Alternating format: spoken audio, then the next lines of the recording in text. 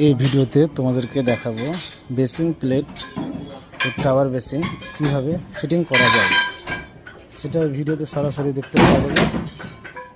পুরোপুরি সরাসরি দেখা যাবে। এখানে আপনাদেরকে পুরোপুরি ফিটিং করে দেখানো হবে যে কীভাবে টাওয়ার বেসিং ফিটিং করানো হয়। এটা একটা বেস প্লেটটাকে যতটুকু প্রয়োজন সেটাকে নেওয়া হচ্ছে, তারপরে সেটাকে তার ভিতরে রেখে বেসিনটাকে জাম করা হবে। এখন দেখে দিই কীভাবে করতে হয়। বেসিনগুলোকে বয়ে নিয়ে যাচ্ছে।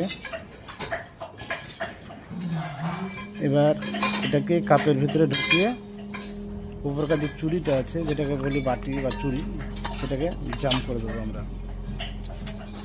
এটা ভালোভাবে ফিটিং হয়নি, তো এটাকে আবার ওটা হাইটে আসেনি, তাই এটাকে হাইটে নিয়ে আসা হচ্ছে।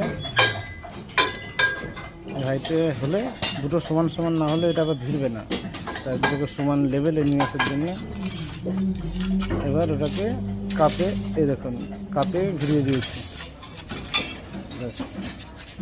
এইভাবেই তার আগেরটা যেটা আছে ওই চুড়িটাকে আমরা নামিয়ে দেবো বা কাপটাকে নামিয়ে দেবো। হাত দিয়ে ঘোরালেও টাইট হয়ে যাবে, বা একটু হাত দিয়ে হালকা করে মারলে টাইট। পরের যেটা আছে সেটাকে নেক্সট আগে বাড়ানোর জন্য আরও বেস প্লেট আমরা রেডি রাখছি। তো আগে থেকেই সব নিয়ে রেখেছি, তো সেগুলো ফিটিং হবে। ও পুরোপুরি চালানো উপরে বসাবে, সে চালানো অবধি দেখানো যাবে। দেখতে থাকুন, সাথে থাকুন। আর ভিডিওটি ভালো লাগলে লাইক শেয়ার অবশ্যই করবেন, আর চ্যানেলটাকে সাবস্ক্রাইব করে রাখবেন এরকম ধরনের ভিডিও দেখার জন্য। এখানে বিম ও স্ল্যাবের যেই পজিশনগুলো আছে সেই পজিশনগুলো দেখুন। উপরে কাজ হচ্ছে, তাই হচ্ছে আওয়াজ। আমরা কাজের সাইড থেকে সরাসরি ভিডিও করি, কোনো জায়গার ভিডিও নিয়ে আমরা শ্যুট করি না।